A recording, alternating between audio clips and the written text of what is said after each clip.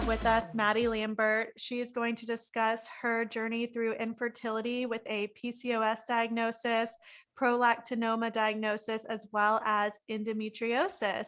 Welcome, Maddie. Hi. Hi. So I know you've gone through infertility for about 2.5, 3 years and multiple medicated cycles, as well as numerous IUIs. So we'll kind of let you start there. Yeah. I tried writing down a timeline of all the things that have happened, and writing it down overwhelmed me. So we'll just see. I'm going to try to speak as efficiently and clearly as possible, but if something is confusing, just let me know. But yeah, my husband and I are a Tinder couple. So we met in 2014 and fell in love at first sight, which I used to think was like the cheesiest thing ever, but we both said within the first week that it felt like coming home. I used to fall asleep. So cute. Yeah, I would fall asleep around him all the time, and until I started like good trauma therapy, I realized it was because I felt safe for the first time ever. That's actually like a really good point. That's Yeah. awesome. That's so cute.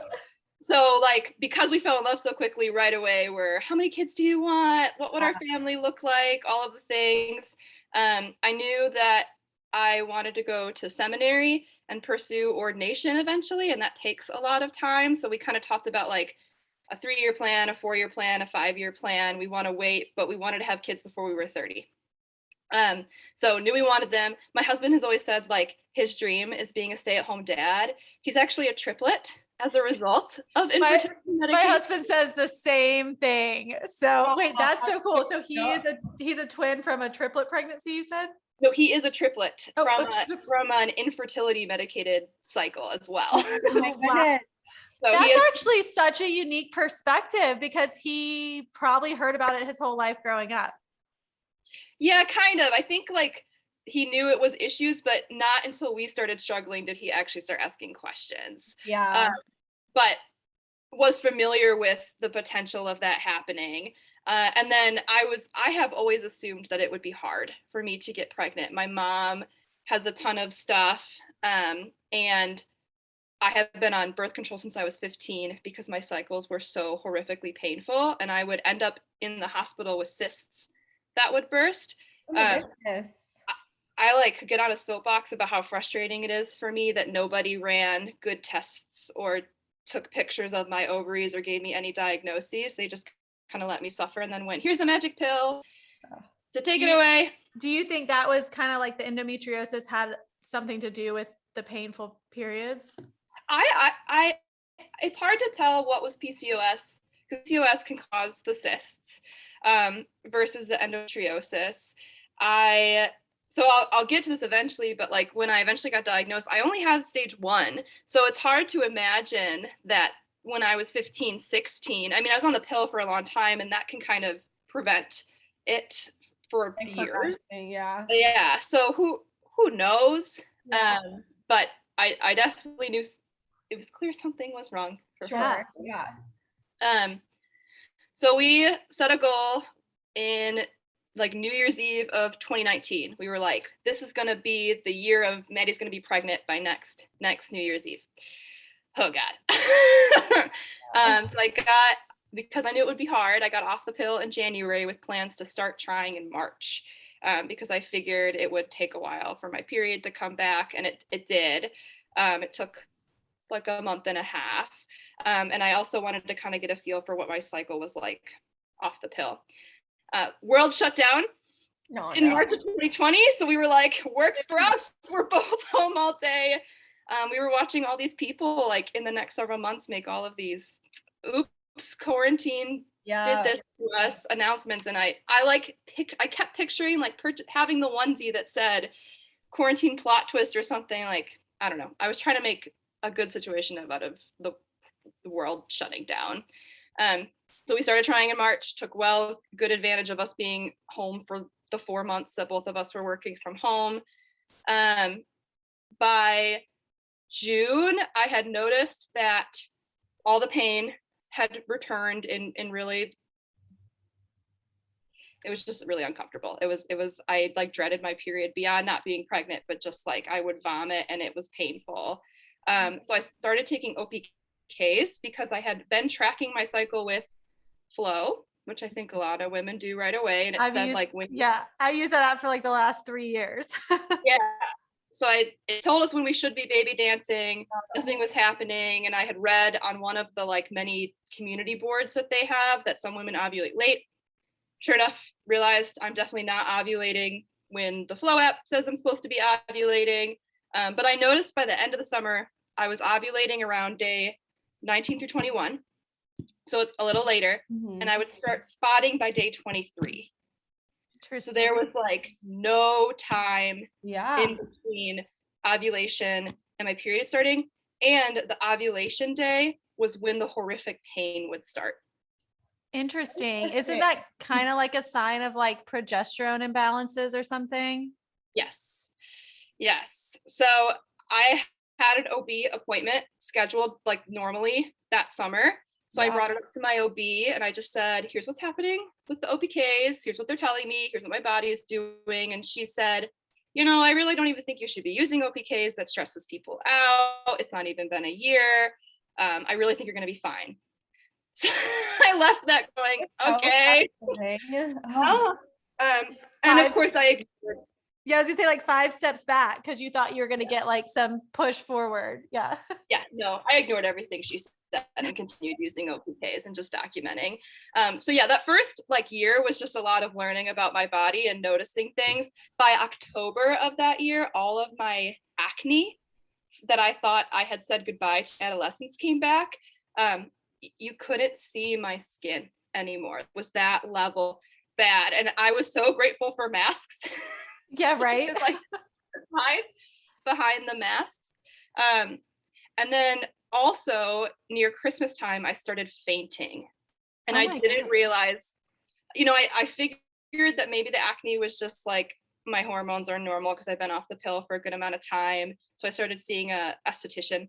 And she actually did like cure my skin. And then the fainting, I had no idea was related. So I didn't even bring it up to my OB. So January 2021 comes around. We've been trying for almost a year now. And I get a really faint positive pregnancy test. I was so excited. I like showed my mom and I was like, do you see this? And she kind of said, take one in the morning. It's really faint. And by the morning it was negative again. And gosh, were you testing pretty early at this point? Yeah, I was testing like 1 day past ovulation. At this point, like I would always start testing at like 10 days post ovulation. And I mean, I've had several chemical pregnancies and the same thing. I would be like, oh, it's light, but it's supposed to be light. Yeah. Get darker. So I did still end up being late on my period that cycle. And I thought maybe it'll get dark again. And it never did. And then I had just so much clotting, the worst period ever. And I had never heard of a chemical pregnancy. So in March, I finally got to see my doctor again because it had been a year. And she's the one that said, it sounds like you're having you probably have had multiple chemical pregnancies because I'd been having so much pain and they've been getting worse and worse every month. And because I had that one very faint positive test. So she diagnosed me with something called a luteal phase deficiency or insufficiency, where it's just really, really short. Yeah. Which is where that progesterone kind of comes in. She did no blood testing, no scanning. She just was like, I really think this is your issue. But at the time, I was just excited someone was listening. Yeah. And she was so optimistic. She put me on progesterone right away for the next cycle. Have you guys have talked about that before? Do your listeners know?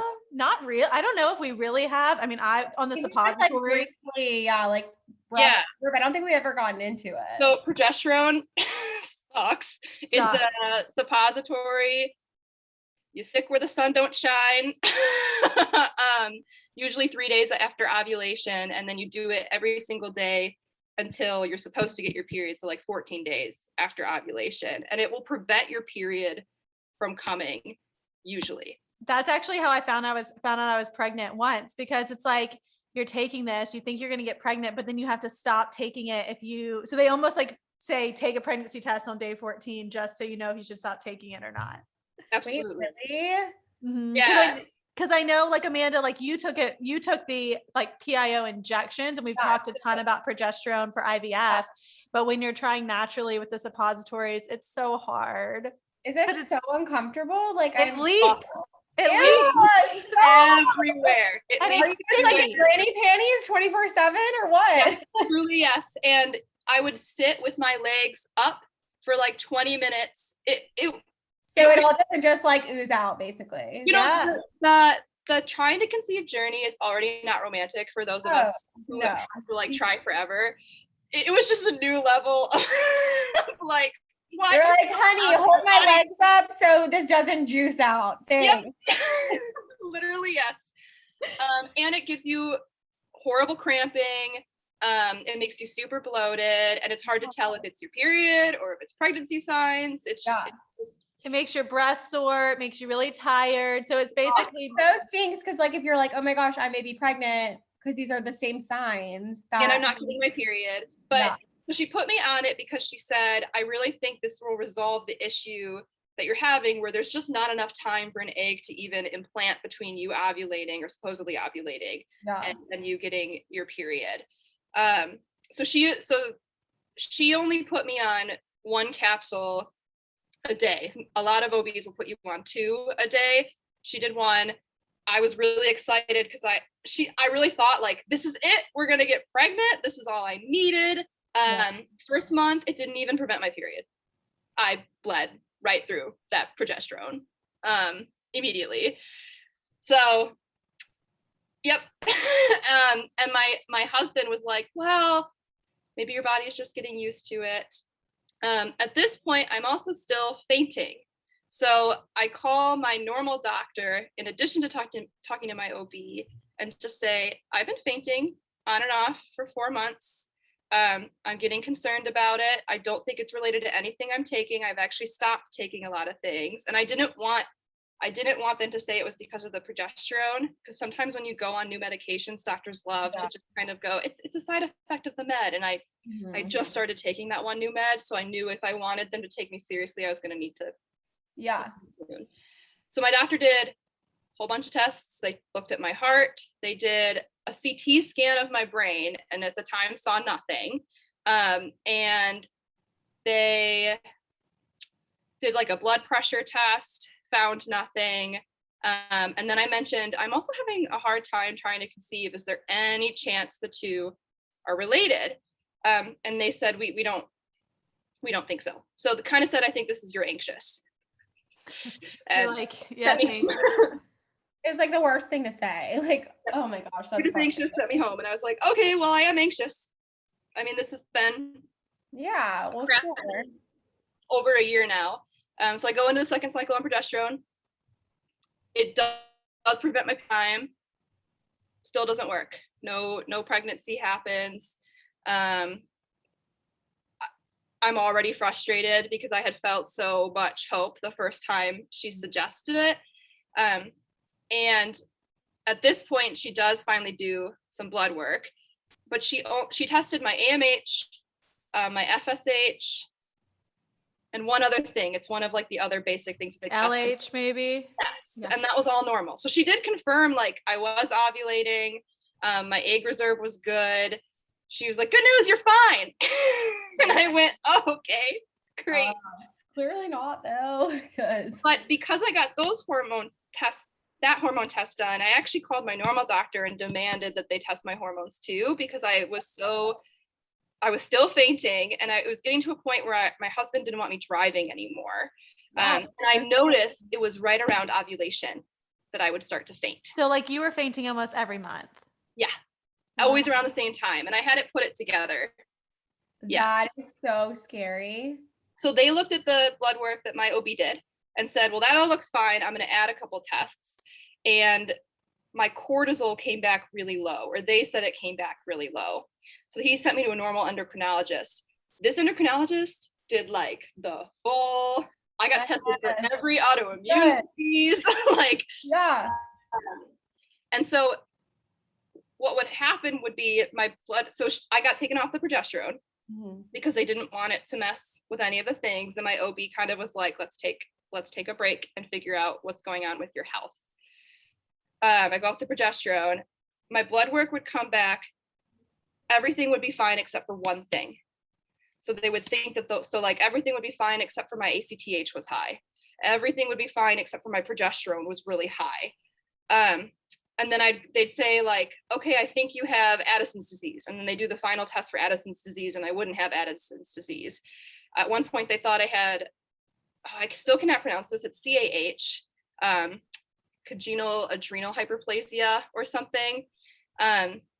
He was like ready to diagnose me with it without even doing the final test. I go to the big hospital in Grand Rapids in Michigan, where I'm from. And once again, passed the final test with flying colors, didn't get diagnosed. This is like a whole side journey on top of your fertility journey. So I didn't even realize the two were connected. So I'm like so overwhelmed, still trying to conceive. Like I still desperately want to get pregnant, not understand it, and uncomfortable because I'm having all of the ovulation pain, all of the period pain on top of the emotional pain, and also not understanding why my health has just tanked. Yeah. And not getting answers or being really invited to get answers one way or the other. Finally, he's like, I'm going to do one more test. And he tests my prolactin, and my prolactin was super high. And prolactin is usually high in pregnant women. So there was a part of me that was like, maybe I'm pregnant. Yeah, right. You need it for nursing or something. Yeah. And he was like, no, I don't think that's what's happening. And he also did a glucose test because at this point he's suspecting PCOS. So I did the glucose test and my blood. So the reason they do a glucose test sometimes when someone's presenting as PCOS is PCOS actually puts you at risk for diabetes because your ovaries can be insulin resistant. God, yes. Okay, that makes sense. So I had already heard about PCOS. I looked into PCOS. I had already asked my OB if I maybe had PCOS, had gotten no after no. So I was all again going, this is it. I can't wait for a diagnosis, which is ridiculous to think about because you would think people would be saying, I don't want to be diagnosed with anything, but I was just so desperate for an answer. So then I start to go, okay, maybe this is all related. My fertility, my infertility, and my whatever's happening with my health, it all started tanking once I got off the pill. So it's got to be related. So he does the glucose test. His suspicion would be that my blood sugar would spike, which is usually what happens when you have insulin resistancy. Mine tanked. So it was like in the 40s after I did it, really low. So he said, I think you're fainting because during ovulation, you have something called reactive hypoglycemia, which is where you're craving sugars like women do, but you're eating so much that your body is just crashing because it can't handle all of those sugars. And then he said, that's really low. I just did my glucose testing and like the lowest range is 67. And I've been having like fainting too. Mine came back in like the 50s and they were like, that's pretty low. But 40s. They couldn't, he said, I don't understand how you're still walking. Yeah. But the thing is, I had been so used to feeling this way. And I think as women, we're just told you're supposed to feel crappy at certain points of the month. Yeah. I also like during this time had started to struggle with disordered eating because I just wanted to control some things. Also, they talk about your weight a lot and is your weight impacting this? But he said, I actually do think this is still PCOS. I think you do have some insulin something and this is the way your body's responding. And he also said sometimes prolactin can be high in women with PCOS, but I still have to send it off to the Mayo Clinic. Just to see how high it is if it wasn't a lab error. And then we also noticed when you look at all of my blood work and all of the weird things that came back, they were all tumor markers. So like your ACTH being too high is a tumor marker. So he was like, so also technically, I don't want to freak you out, but it could be a mass in your pituitary gland. It's really common when you have those, they secrete hormones. I really don't think that's what it is. But I'm going to send it off to Mayo Clinic. Sent it off to Mayo Clinic. sure enough, Mayo Clinic is like, yeah, get that girl in for a head scan because it was significantly higher than it was. And you've already had a CT at this point. Yes, and that's what I told him. And he said they did it of like your whole brain. We need it specifically of your pituitary gland. They were not looking where they needed to look because they can be so small. Oh. So now I'm like, I said to my husband, so I just feel like my body hates me and is rebelling. Like, I just wanted to get pregnant, not all of this. Like, what is happening? Yep. So they get me into I can't remember if I think it was an MRI this time, and they did it with the contrast dye. And then at this point it's July of 2021. So like so much has happened between January and July. So we go on vacation to see my family because we needed a break. We've been trying naturally still. Same results using the OPKs. Still hadn't been pregnant, hadn't even had like another suggested chemical pregnancy, all of the things. While we're on vacation, I get the call from my endocrinologist that says you do have, it was 4 millimeters, so tiny, but you do have a 4 millimeter, either a cyst or a mass. We don't know which. They're always non-cancerous. It is in your pituitary gland. It probably is what's upping your hormone levels. And it could also be causing your fainting. So I hung up the phone and I said to my husband, so at one point when I was seeing my normal doctor and they were telling me I was anxious, they were like, it's not like you have a brain tumor. And Stop it. I said to my husband, I did have a brain tumor. I've been calling the doctor and be like, so yeah, you remember when you said that? I actually do. You are the worst. Yeah. I have so many questions and I know you're going to answer them. So I'm assuming, is that something that they can treat or take out? Easily. So if it was like massive, they would probably do surgery and do a whole test on it. It was so small that it would be insignificant if it weren't for all of the stuff it was doing to my hormones. And I think if I hadn't gotten off the pill, I never would have had the symptoms that I was having. So it probably never even would have mattered. For some women, it can stunt your growth. Infertility is a really common side effect of this. I know a child who just got diagnosed with one, and it's made them exhausted and stunted their growth. And so it's common, but doctors overlook it because they assume hormones will work themselves out. Women's bodies are weird. And you're just anxious. And also, pituitary gland tumors can cause extremely high levels of anxiety because they are upping all your stress hormones. Wow. Crazy. I've never heard of this before. I know, me either. So interesting. I hadn't either. And now I know like there's this whole world of people that have that. Yeah. And I've had migraines my whole life. So there's also been a lot of like, even though it's so small, is that why I've had migraines? Are they thinking this is something you've like had for so long since you were like a kid? Probably. Yeah. You can have them at birth. It's yeah. And again, like, especially when they're this small, it's not deadly or anything like that. I really don't believe I would have ever been diagnosed with it if it hadn't been for advocating for myself and also just trying to get pregnant, which is super annoying, but the story of a lot of women's lives. Mm-hmm. So he suggests that I go on something called cabergoline, which is essentially straight up dopamine. And I'm still trying to conceive.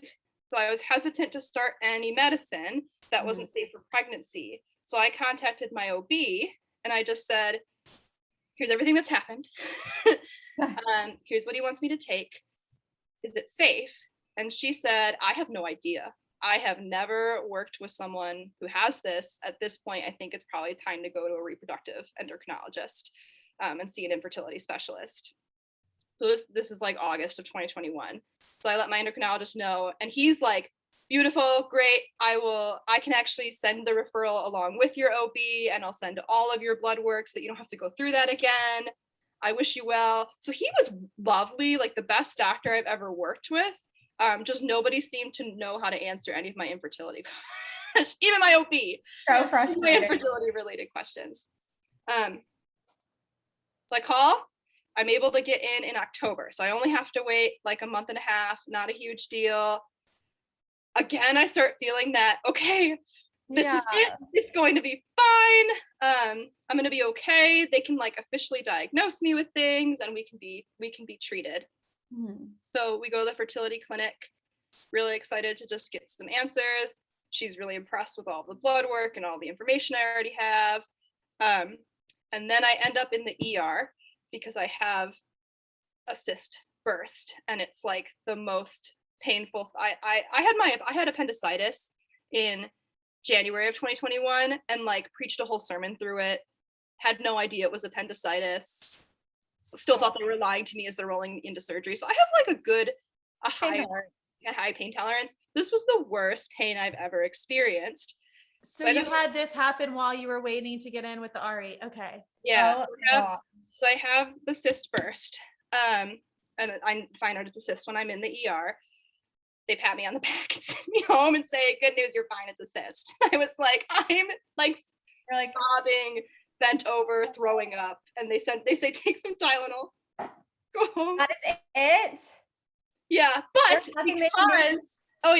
but because I was getting in with the RE, I called them and said, please, can you just see me and do something? And she had me come in for the first like diagnostic ultrasound scan I've gotten the whole freaking time. So it's been almost 2 years. Yeah. That is crazy. In 2 years, you literally never had an actual ultrasound. No. I'm like baffled. And also like treated for nothing essentially. So just suffering for this whole time. And starting to like get really depressed because I don't feel good. All I want is a baby. You know, I work, I'm a youth director, so I work in the church world and I go to seminary. And unfortunately, when you're a person of faith, people really like to shine that toxic positivity on you and say things like God has a plan, all in God's timing. They point you to the narratives of women who were infertile in the Bible. And all of that is true. God does have a plan. Things are in God's timing. God is not punishing me by making me suffer this way. And also, if you read those stories of infertility in the Bible, the stories suck. Can you imagine being a 90-year-old woman? That's the thing. Like, I read so many phenomenal books during that time, which lead you back to those stories, but it's like, okay, but they're like 90 and they waited like 60 years. Like, it's not extremely relevant. Yeah. And Hannah, who begs God for a baby, doesn't get a baby until she makes a deal with God, has to give the baby over to the temple after he weans him. So it's just, my faith is starting to really suffer. I'm miserable. I've got the same trauma everybody else has from COVID. My marriage is kind of like struggling at this point because it's just not fun. Like, nothing's fun anymore. And I mean, if you're, not only are you going for like your fertility, but now you've gone on this whole health journey. So you're just like in doctor's appointments and trying to work, and yeah, I get it. And go to school, and I mean, it was true. And so I forgot to say this, in June of 2021, my husband did ask for his sperm count analysis because I was like, it can't just be me. He came back above average. So like, not just perfect, like disgustingly. So did mine. Like, way to just brag. Okay, way to rub it in. Frustrating. Yep. So he's fine. So, and he called me when he found out what it was, and he went, I almost don't want to tell you this. And I'm thinking like, oh my God, you're blank. Like, what? He goes, it's just that it's perfect. It's above average. I'm so sorry. And he goes, this sucks. I really wish I was part of this isn't happening. And I just was like, I hate you. I gotta go. I was gonna say, I hope you hung up on him. So we go with all this information, but my RE, I called her and said, like, can you just get me in for a scan? So they get me in for a scan. They see the cyst that's been bursting. Also, both my ovaries had so many cysts, like clear as day, polycystic. And I don't, at this point, because no one's taken a picture of in my ovary for me, I don't know what's normal. All I see are what look like 20-something follicles. Yeah. So I'm like, you're all wrong. Look how fertile I am. What's the problem? And they're like, no. No, those are not healthy, mature follicles. Those are cystic ovaries. And this is why you're in so much pain all the time, God. especially when you're ovulating, because you're and like she said, I bet you haven't even had a mature follicle ever. So then I'm like just devastated, because I've already got, it was really scary, even though they always say like, it's so normal, this happens to women. It was scary to hear I had something in my brain. I knew that I probably had PCOS. So it's just starting to feel really like doom and gloom. What's the rest of my life going to look like? Yeah. They scheduled me for an HSG too right away, just to make sure there's nothing wrong with my tubes.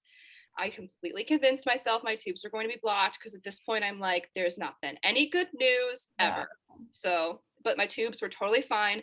I had a really painful experience with an HSG, and I know a lot of women say it doesn't hurt if there's nothing wrong. There's nothing wrong, and it was super painful for me. So kudos to women who think that that's fine. I hated it. But I was like, okay, Yeah. I just have horrible PCOS. Yeah. And stupid thing in my brain. And so the RE is like, we're going to put you on that cabergoline, totally safe for pregnancy. You're actually going to take it up until you get pregnant. We're going to get your prolactin under control, and we're going to start you on letrozole, which is what they usually do for women with PCOS. So I'm really excited again. You're like, I have a plan, finally. Yes. So by the end of October, my prolactin is totally normal, which is great. That's only like a month on that medicine. Yeah, because it wasn't like, what it does is it like small. shrinks what you have in the mass. So it was already so small that my assumption would be that means it shrunk so quickly. So prolactin is totally normal. I literally start crying when I get the phone call that my prolactin is normal. I don't faint for that cycle. Yay. The cyst heals. It's the first experience I've had with a doctor where they're even sitting with me when I go into those appointments, anxious and overwhelmed, and being very like, of course you are. I'm so sorry. You've been put through the ringer. So I'm just like very optimistic, and my husband is feeling very optimistic. So in November of 2021, we do our first medicated cycle. I have 2 healthy, mature follicles. My husband has a meltdown because he's like, we're gonna have twins. I don't want to have twins. And I said, it sucks to suck. I don't care what you want right now. In the bedroom, we're doing this. And I'm terrified of needles. So it was like a whole thing. My friend had to come over and give me the trigger shot because I was just so scared to do it. The day I had to do my trigger shot, we had to put one of our cats down. Oh no. Oh life and infertility. Like you can't schedule it. It just blows. But I was like, this will be so beautiful. Like we had to put our cat down, and with death, God breathes life. Yes. And they didn't put me on progesterone for this cycle. So I don't know if they just like thought maybe that was going to be a non-issue because I was ovulating on time. But I ended up spotting within 3 days of the trigger shot, which I was like, maybe it's implementation bleeding and this is it. It was not it. It didn't work. And ovulating was still painful. My gosh, when you're ovulating at a 2, and your ovaries, when you have PCOS, your ovaries are already kind of like a disaster and inflamed. Those meds make you kind of burst a little bit. So it was just not a great trying to conceive month. But I again, like had been so hopeful. So when I had the negative pregnancy test, I really hadn't cried a ton the whole time. I lost it, like screamed, sobbed. My husband was like, I don't know what to do for you. What can I do for you? Pretty much went, this is never going to happen. I hate this. And it's like it sucks to have to call the clinic on cycle day 1 and be like, it failed. It's me again. But they're still optimistic because it was the first try, and they were like, you responded really well to the medication. And I let them know about how I started spotting so quickly, and they said, we're gonna put you on progesterone right away. Let's do it. So we're gonna fire all the shots. So December we do our second one. I only have one follicle, and same thing. It failed again. So we were optimistic. We're excited. Did the progesterone work that time though? The progesterone worked. And they're like, I think we resolved the problem. But then something happened that cycle where like it was the worst period of my life. And I said, I don't know if I have another cyst or if like it's because it thickens your lining when you do that. So they had me come in for a baseline ultrasound, and they kind of were like, I just wonder if maybe we're just overstimulating your ovaries too much, and let's just do one more. So this is like towards the beginning of December. So like our last one was end of October, early November. We did another one beginning of December. So we actually got to do one more towards the end of December. Like it feels like in the matter of basically 2 months, we got to try these 3 times. This was at an IUI, and I bet you that works. And you don't have to do this again, and your ovaries will take a break, and it'll be fine. So we add the IUI. Wait, can you explain that? Because I have a friend that just did that. So you're saying it was like a medicated cycle plus the IUI. Yeah. Can you explain how that works? You do all the same things. So I went in for that baseline ultrasound. I didn't have any ovaries, but they talked about how thick my lining was, and that could be really, really painful. And my ovaries were inflamed. So like the medicine had been making them, overstimulating them. But they have you do all the same things. You take the letrozole cycle day 3 through 7. You go in, see how many follicles you have. You take the trigger shot, and then instead of they still have you have intercourse, but they have you sustain before the trigger shot, so that when the guy goes in to give his sample, it's like the best sample there can possibly be.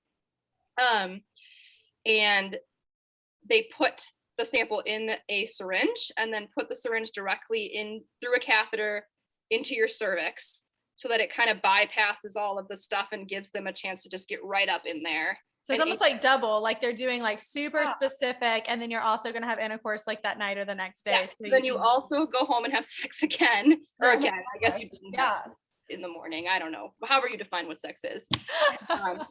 And IUI is super uncomfortable. It hurts. I've never had one, and I haven't either. Is it? I think so. Anything touching your cervix hurts. Okay. So they're like, they say to me, you're gonna feel a little pressure, and I like leapt off the bed. I was like, that's a lot of pressure. Oh my God. And I bled. I mean, it feels similar to a pap smear. Okay. Or for me, it was a little worse than a pap smear, but it's like a similar feeling of it's messing with your cervix in an unfortunate way. So I go in for the IUI. My husband had to go in at 7 a.m. to give his sample in the danky doctor's office, which I was like, boo-hoo. Which I will tell you, like that is probably like the most talked about topic in our local fertility group. Every time someone does IUI for the first time or IVF, they're like, okay, so like, can you not just do the sample at home and then drive it to the clinic? And like, you really can't unless you live right next to the clinic. Yeah, that was our issue. So we live about pretty much exactly an hour away from our clinic, and it was just too risky. I wasn't gonna. And they were like, you could get him a hotel room. And I said, I'm not doing anything for him. I kid you not. Girls are going to be listening to this. I've had 3 girls in the group. One of them did it, got the hotel right next door for their husband. And then multiple girls followed. But to your point, Maddie, like, I was like, if that is all he has to do. No, you go have fun. Okay. Yeah. That's like your worries, right? And I'm certain that is an uncomfortable experience. I mean, it has to be uncomfortable, high pressure. My sweet husband has anxiety, and it definitely comes out in his performance. It's like was also one of the early on issues we discovered. So we also had to set all these things. I wasn't allowed to speak to him about it for the whole day before. I wasn't even allowed to be awake when he left in the morning. You're not allowed to be awake. That is so, but I love that you brought this up, because it's actually really a huge deal, because it's the only thing they have to do.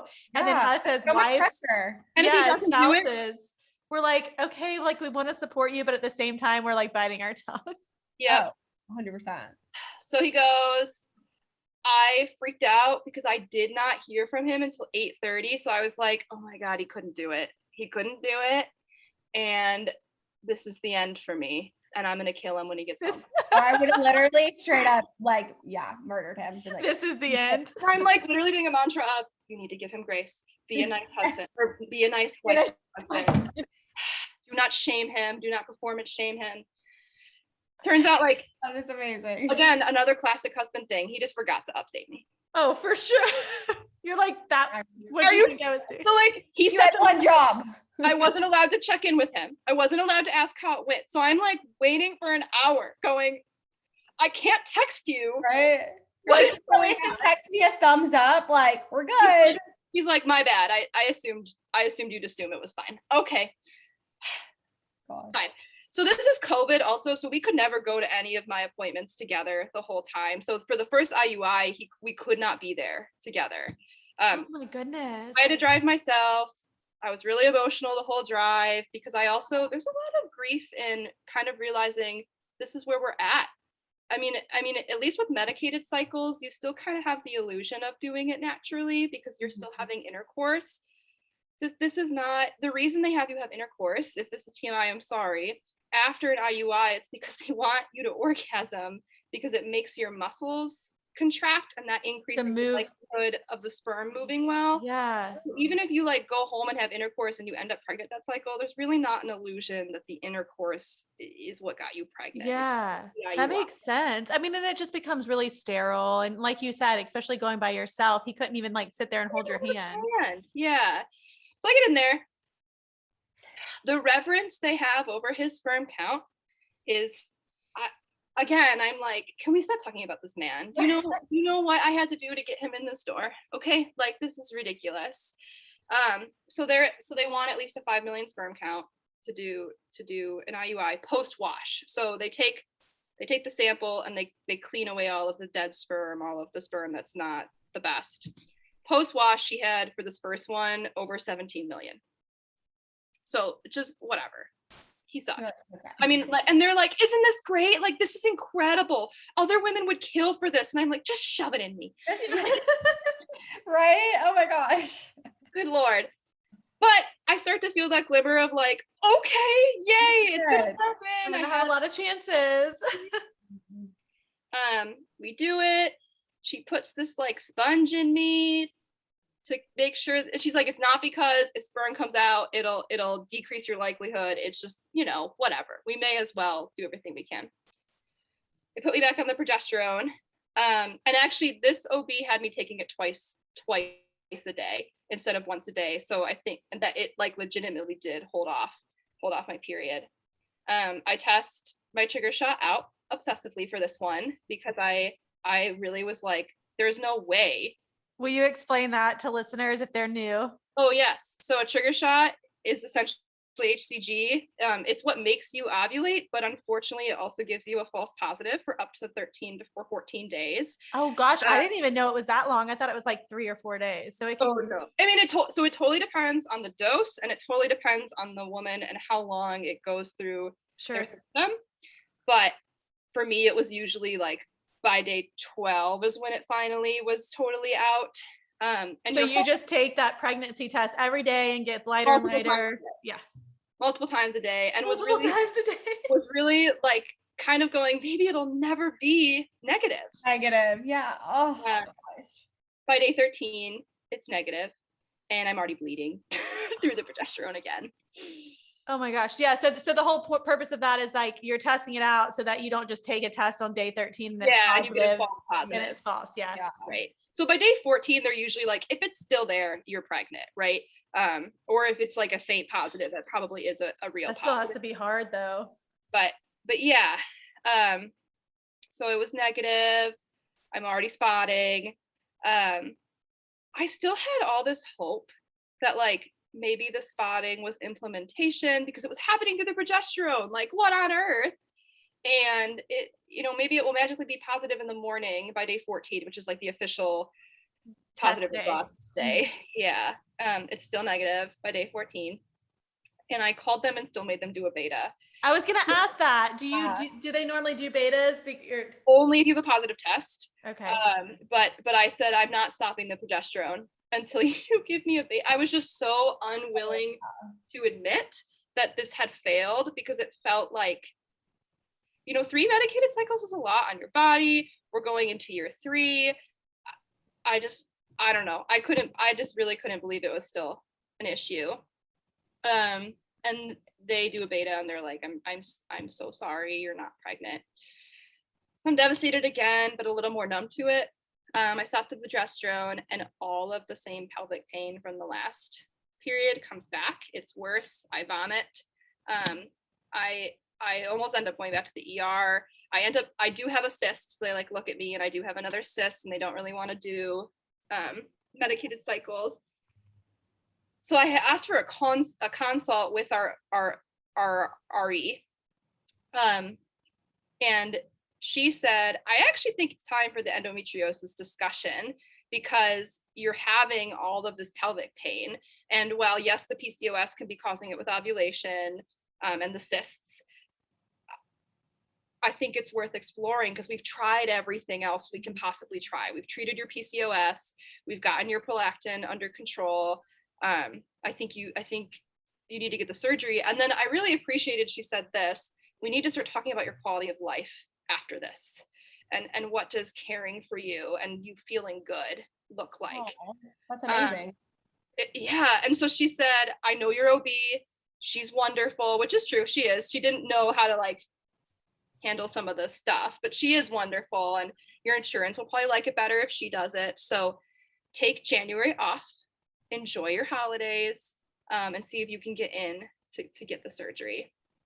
So I'm again like sad, and also going, a new answer, maybe this will fix everything. And probably a little scared, because you're talking about like a laparoscopy, right? Yeah, and I wildly underestimated how difficult that surgery was going to be, because I had 13 months before, no, not even, in February of 2021, so it's January now, I had my appendix removed, and it's the same thing. Yeah. And that was like nothing. I tried to go back to work the next day, and they yelled at me and made me get a doctor's note. And it didn't even scar. Like, they did a really good job, and it wasn't super painful. So I really naively was like, it'll be the same. I was supposed to lead youth group the Sunday, the surgery. So they scheduled the surgery in January. It was scheduled for a Friday. I was like, I'm going to lead youth group on Sunday. It's going to be fine. And I was supposed to go on a youth retreat the following weekend. So like, whatever, I got this. And I kind of said, my assumption is either you're going to find nothing and it's going to be so frustrating, or you're going to find a bunch. And she was like, well, even if we find nothing, it helps that we move stuff around. Yeah.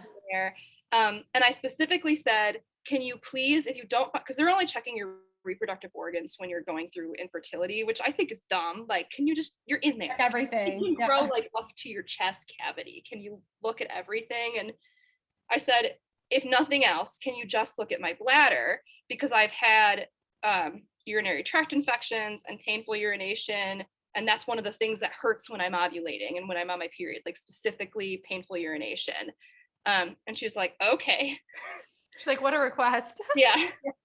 So I want to do surgery. I hate surgery. Going under is like so traumatic for me. I don't like being asleep and having people be inside of me.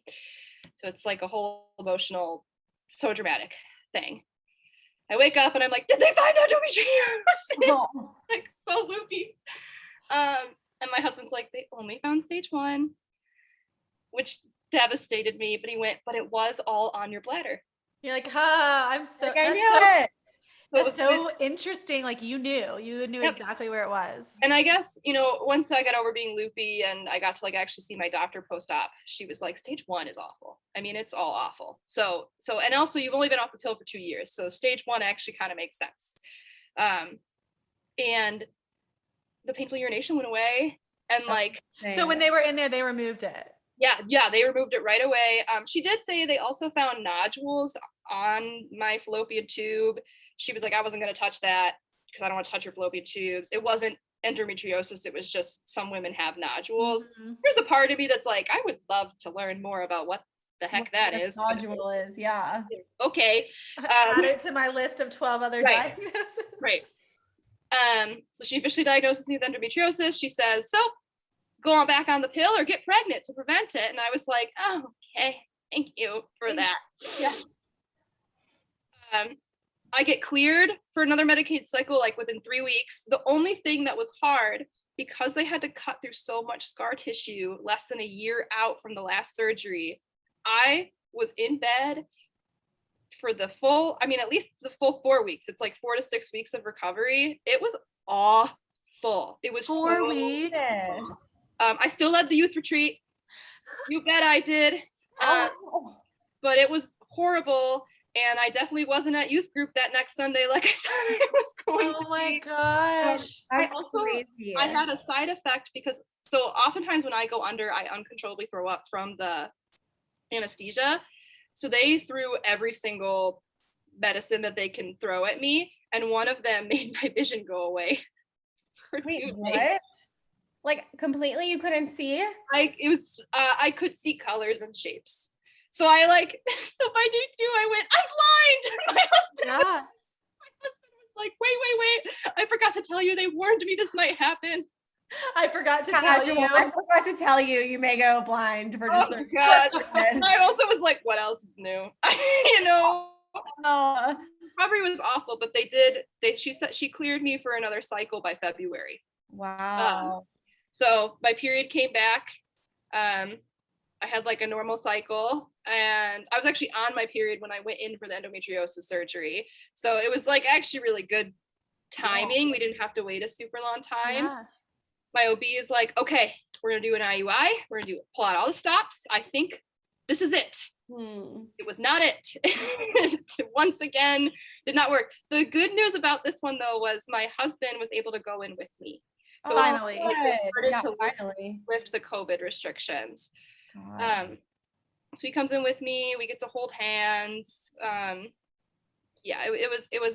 We went out to breakfast together afterwards. So it was a much more like, it just felt more intimate and more like husband and wife coming together and trying to have a baby. Yeah.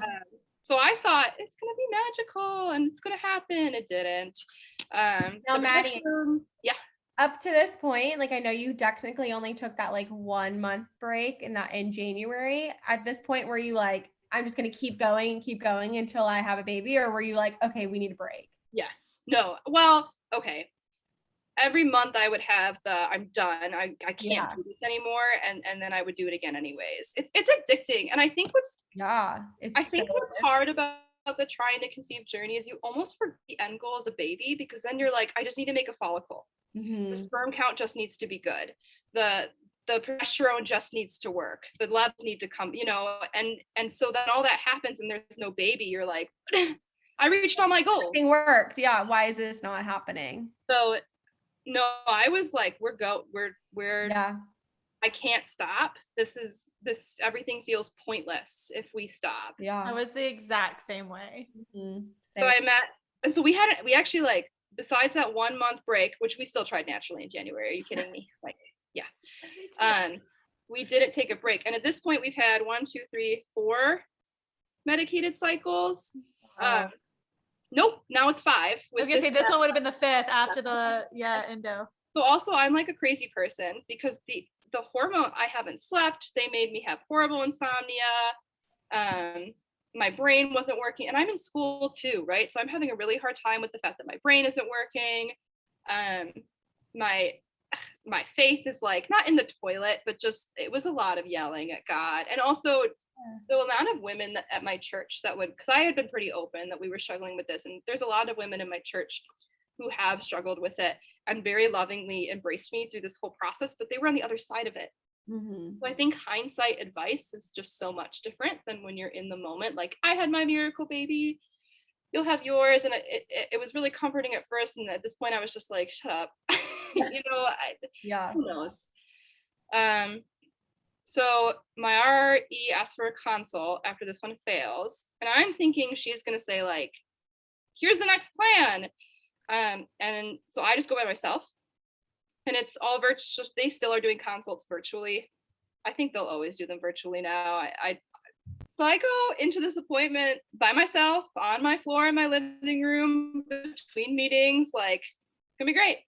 She goes, is your husband joining us? And I said, oh crap, no, should he be?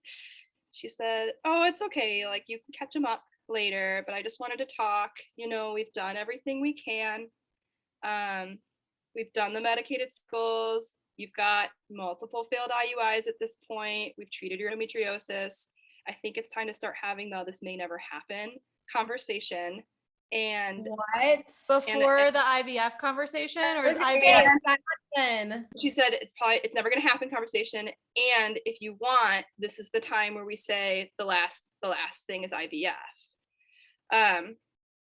And one, I was just immediately like blindsided by the whole thing, because I think I'm 27. I haven't had a lot of like final things said to me in my life. Like, So wow, you were young going through that. And Oh, I yeah. sorry, I say that. Amanda's like, yeah, it was like I was that age too. Wow. yeah. So I'm still young. My husband's only 28. We haven't. Yeah, because this is this year. You're in 2022 at this Yeah. conversation. Okay. I haven't had a lot of people say like this is a very final thing, and I, yeah. So I kind of say IVF is never going to be a financial option for us, and we already had some like ethical feelings for ourselves about Sure. IVF. I have lots of like Dylan, my husband, has many people, even people in his family who've done IVF successfully, and it's been lovely.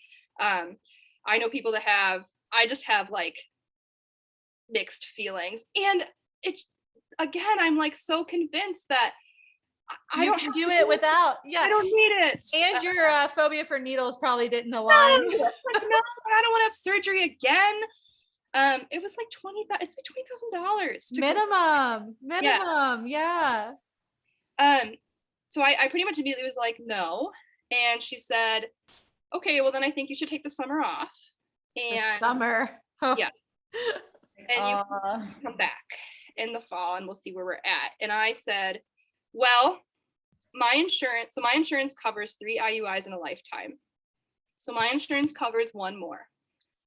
I would like to do one more. Hearing everything you're saying, I would like to do one more. And can it be the most aggressive one? So can we up my letrozole? Can we do all the stops? And then if it doesn't work, I will do what you're saying. And she agrees. She's like, I love okay. that. I love Great. that. Like, tell them what you want instead of walking out of there like super depressed. So I take the highest dose of letrozole, which is like 10 something. I was taking 5 milligrams, so I'm on like 10 milligrams. But the whole cycle was the least hopeful I felt. So I always felt a little bit like, this is it. I cried every single day. And I remember getting off that phone call and calling my husband sobbing, just besides myself, and apologizing to him, because I'm like, I'm never going to be able to give your kids. All you've talked about is wanting to be a dad. You're never going to get to be a dad. We were supposed to go, it was his mom's birthday. We were supposed to go have dinner with them. I couldn't get off the floor, so we didn't go. So then like we told his family, because I was like, you just tell him why, because I can't function. But I said too, it just feels like they're giving up. A normal couple takes a year. All you've done with these medications is give us a normal couple's chance, and it's only been 6 months. Mm-hmm. How is it fair to tell me you don't think it's ever going to happen when my body only just started functioning the way everybody else's does? That's such a good point. I know. And I think the reason is my ovaries, my poor sweet ovaries that are already struggling, are like, why are you doing this to us? They're so inflamed and like way overstimulated. And I mean, 6 medicated cycles with only 1 month off from them is a lot. Mm-hmm. I would not recommend, and they don't recommend, right? They want you to do 3 and then go do something else or take a break at least. So I cried every day, but we did the letrozole. I had 4 follicles, but thought nothing of it because I was like, we can't even get 1. We're not going to get 4. Yeah. We do the IUI, and this is the first IUI my husband and I did a hope purchase. So we have purchased nothing baby related because I couldn't do it. And we went to the store together and we picked out I picked out a dinosaur stuffed animal because I'm obsessed with dinosaurs. So I was like, the baby can have this. We prayed together outside of the clinic. We go in, they're immediately like, this is the best sample. Of course. Over 20 million. My husband makes like a you're welcome joke and pounds fist bumps the doctor. Like it's like a whole thing. We hold hands, it gets done, and I kind of just say, at least I never have to do this again. And at least I can say I tried everything.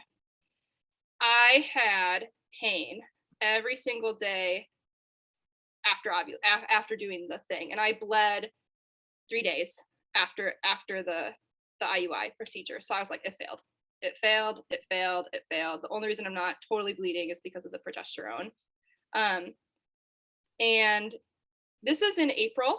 So if you're not familiar with like the church calendar, we're like in the midst of Lent waiting for Easter.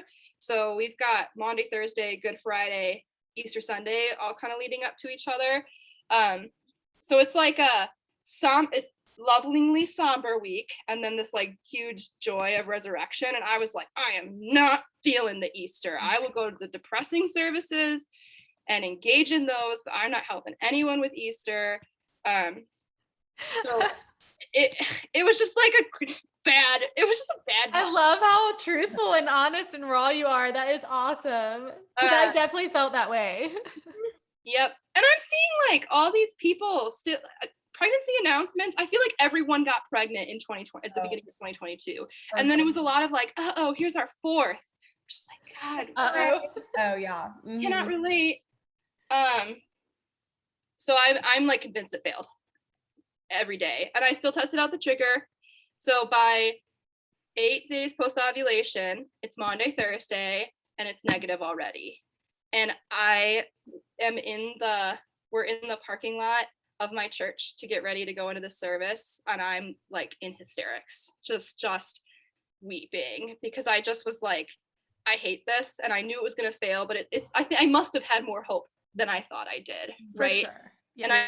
And I specifically said, we had 4 eggs and all of this sperm and everything going for us. And it's still, I had a whole hissy fit. Walk into the church, fall apart again. Our head pastor sees and walks the opposite direction, which is a bunch of crap. And my husband is like, I don't know if he saw you crying. I think he's just like getting ready for the service. And I was like, he saw me crying. So we sit in the back. I'm still weeping. We have to leave early because I cannot pull it together. And then the morning of Good Friday, I take another test, and all of a sudden there's a faint line again. And I was like, I showed it to my husband and I went, God is playing tricks on us because now the trigger shot is magically back. Like, that's what I said. Well, of course, I was about the same. At that point, you have so much trauma, and you're like, of course, it's not a real beta. Like, it's not real HCG. Can't be like actually real. So it's 9 days, and it's 9 days post ovulation. Like, usually the trigger shot is still there. So I'm like, whatever.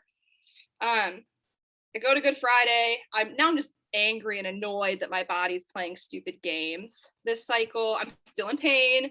So I'm also like, can we just like get this over with and be done? And I was dreading stopping the progesterone because I was like, this is going to be the worst period of my life if it already hurts this bad.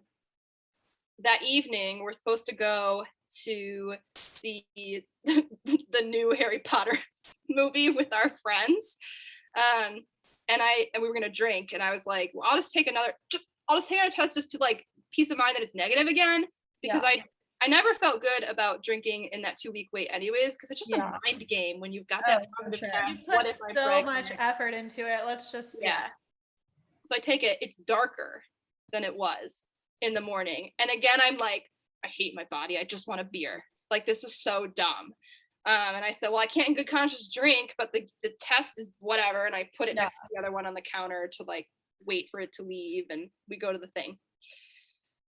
Same thing next morning. The test is darker again. Are you starting to get hope at this point? I'm starting to protect myself from getting hope at this point. So now we're 9, 10, 11 DPO on the Saturday. I started getting that positive at 9. So we're getting closer to like the trigger should be leaving my system, not getting darker.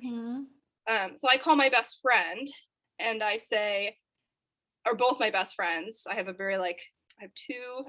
They're like my family, my chosen family. We tell way too much information. One of them is the one that gave me the shot the first time I had to do the shot. And I say, I just need you to hold this for me. You hold the feelings for me. Here's the test. I said, no response. You can't have any reaction. Oh, I love that. I know, that is good. Be the trigger. You need to hold any feelings. You go be excited or scared or something, because I can't. But don't tell me. Don't tell me. No. I love that. So they do. They're like, okay, we will hold your feelings. Wow. And they're like, I'm so sorry that this is so confusing. They must have been having conversations together on the side. Surely, yeah. So then Sunday morning, it's Easter Sunday. And it's like we're all ramping up for Infertility Awareness Week too, which is really beautiful on the 17th of April. So I was like, I'm gonna take our test. It's gonna be negative by now because now it's 12 DPO, so it'll definitely be gone. Even the digital was positive, and I still was like, I'm not. Sure. I mean, yeah, you've been through so much. I can understand. Yeah. But it's also like, to your point, you're like, but it's not even just saying negative, so now I don't know. Yeah. So now I'm stressed. It's such a mind game, and I'm still in pain. So I'm like, I'm gonna miscarry then. And did you say you started bleeding too, spotting? But it had gone away by this point. So hindsight, it was probably implementation. But I have spotting every cycle. Yeah. Take a picture of the digital. And my husband also is like laughing at me. And very similar to me going, he just kept saying, I don't want to feel hope. Sure. Yeah. I get it. Kind of like, no. I take a picture of it, send it to my friends, and I went, I might be pregnant. And they went, you might be. Huh? Be. Doesn't that literally say pregnant? Go through the day. I take tests obsessively the whole day. They're still dark in the evening. I call my RE the next day, Monday, which is one day before I'm supposed to take a test. And I said, listen to me, the trigger left and it returned or something. You're doing a beta. I don't know what to tell you. I am not waiting until tomorrow. I can't. I'm losing my mind at this point. And they're like, okay, I'm going to prepare you. Even if it is positive, it's going to be low because it's you're doing it a day early. Yeah. It's early for everyone anyways. This is whatever. So I'm like, it's gonna be negative. I still have positive pregnancy tests. I'm like, it's gonna be negative. So I'm waiting for that call, and they call me, and they're like, it's 144.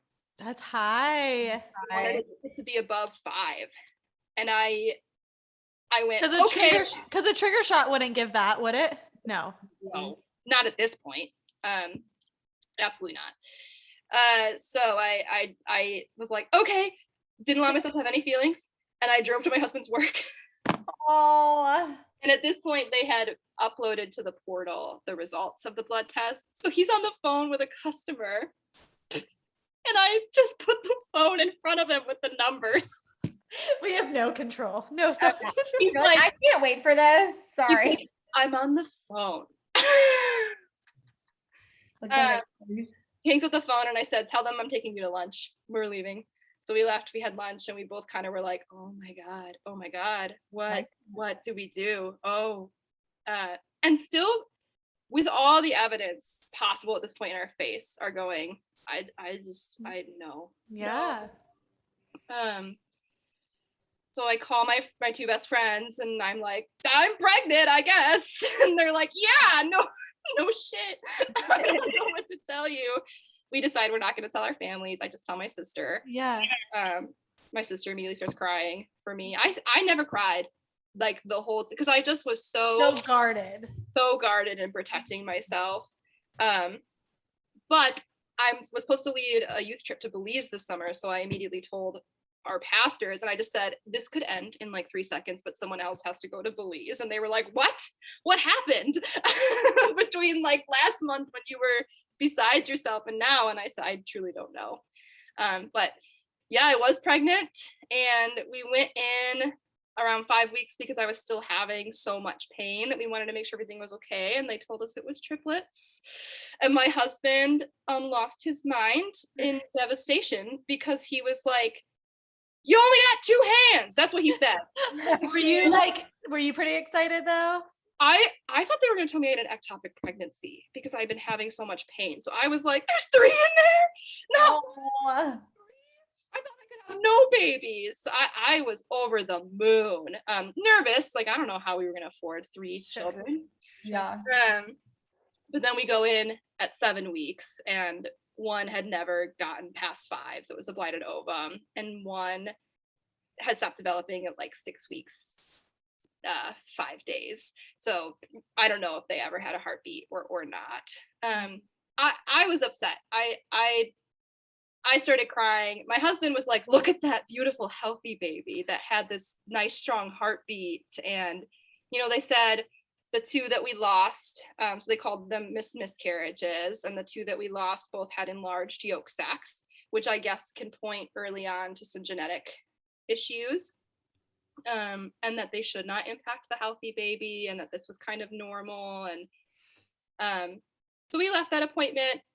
And I think, you know, my husband has been so happy since the moment we saw the one, and I am too. I've just been so anxious because, one, understandably, you're waiting for their shoe to drop.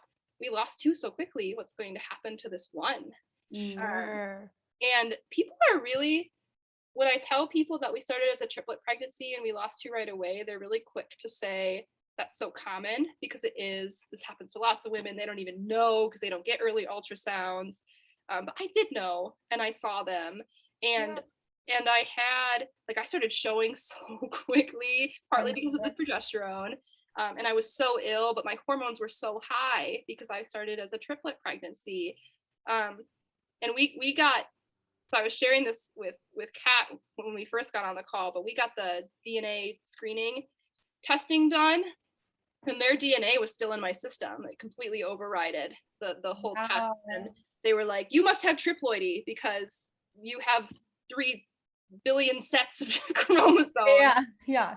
Amanda, she was telling me she listened to the episode last week and was like a little anxious. And I was like, I mean, for me too, you know, Amanda was like, you should probably wait until you deliver to listen to the episode. So I'm proud of both of us for listening to it. Yeah. Yes. Wow. Yeah. So we had to go to maternal fetal medicine and get an early anatomy scan done at 16 weeks because of the blood test. And sure enough, it's because their DNA is still there. So I also think that, like, everyone, we all just need to be more careful about how we talk to people about losses. You know, it can be meaningless to one person, and that is totally okay, but devastating for somebody else. And you know, at 16-week at an anatomy scan, I still had the gestational sac from one of them hanging around in there. So it's not like we talk about vanishing twin syndrome. It's not like they just suddenly disappeared. I mean, there's one of them is still hanging around.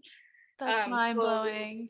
Slowly being reabsorbed. But our one baby is totally healthy. I should not have gotten the genetic testing done in our case. All of the MFM doctors were so mad for us that it had even been recommended. Yeah. That's so, I mean, I feel like the average listener listening to this, we both knew you were pregnant, but like that was not the ending that probably anybody expected. No, not us either. Like it was just, it was such a whirlwind, and I've had to give myself a lot of grace in the last 17 weeks because infertility trauma does not just magically go away with a positive test. I mean, case in point, I still kind of am like, am I pregnant? I have one of those heart Dopplers for at home. I use it every day. Are you supposed to use it every day? For sure not. I use it every I had to give mine away. It was too bad. I knew I was gonna be like testing or doing it like every second. I'm just waiting I'm waiting for that other shoe to drop. You should feel him or her kick. So, the first time I felt her kick was 17 weeks. So you should feel it. I felt the like goldfishy feeling. Yeah. I'm like, it's not that. Right. You'll start to feel it, and then you'll be like, okay, I don't need the Doppler. Yeah. Yes, that should help give you a little bit peace of mind for sure. And then I then started to obsess and have the app. I don't know if you have this, Kat, where you count the kicks. Not yet, but I've been counting. I guess you're supposed to have 10 kicks in 2 hours, and I get 10 in like 6 minutes. And I'm like, gosh, she's psychotic. Well, I will say, I really want you to know she's there. That's our all. baby is the same way though. So even though I'm not feeling them yet, when they did the anatomy scan at 16 weeks, they were like, oh my gosh, this baby won't stop moving. They were laughing so hard. And they said, that's a good thing. Yeah, that's good. You know, with triploidy, we don't see this. Yeah. Yeah. Yeah. Well, congratulations. Yeah, what an incredible, and then looking back to know that it was Easter Sunday and you were getting great news. It's just awesome. That's incredible. Yeah. And I've been trying really hard to be careful about how I talk about the fact that it's Easter Sunday or what role God played in everything. Because I really believe end of the day God sat with us in our doubt, in our fear, in our suffering. And I had to do a lot of work telling myself that throughout the whole time, because I felt like other people around me were not affirming that. They were very like, miracle baby will come and everything happens for a reason. And I even got like God might be punishing you for something sentence once. And I mean, it's just wild. That is wild. Yeah. So I've just been really careful about it, but like I wrote like a liturgy for myself when I was going through it and prayed it. And yeah, it's just been a whole thing. Did you want to share that on the episode or do you want to share however you want to do it? We can also include it on the blog post and the show notes. Okay. And we can however you want to do it, or if you want to share it now, we can kind of close with that. I would love that. So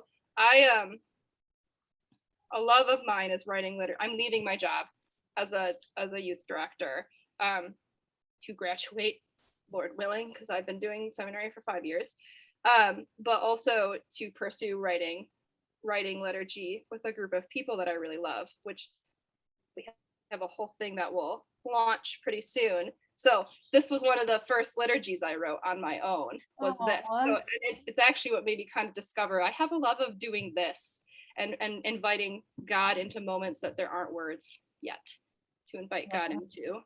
So if you're not a Christian listener and you're like, please don't make me. You guys can leave now or just listen because you probably should hear it anyways. Or receive it how you ever wish to receive it. These are the words that I wrote for me and for all who might be sitting in this tension. Lord of Sarai, of Hannah, of Elizabeth, Lord of women who laugh at the face of hope, who bargain and plead, who were shown favor. When will it be my turn? I have laughed, I have bargained and pled. Where is my favor? Is this a failure on my part or on yours? Do you sit with me and wait? Do you see me? Do you already know the end of this road? Perhaps this is an invitation to redefine what it means to be a mother. For mothers are more than childbearing women. Mothers are warriors. Mothers are caretakers. Mothers are advocates. I am already all those things. Help me to see my worth already there. Lord of women who sit in tension, who bask in joy, who are afraid, be with me in these spaces. Validate my pain and my joy even when the world won't, and make me the one who laughs, who bargains and pleads, and who has received your favor anyways, one day soon. That was so powerful. Right? That was beautiful. Thank you for having me and hearing me, and I hope it made sense. It did. I can see why you're leaving your job to pursue that. That was absolutely beautiful. And we will include it in the blog post and the show notes if someone wants to take that. I know if I was, still walking through the IVF and all of that, that would be really helpful for me to keep close. So thanks, Maddie. We appreciate it. And good luck on the next 20 some weeks. You're almost halfway there. Yes, you too. And have a good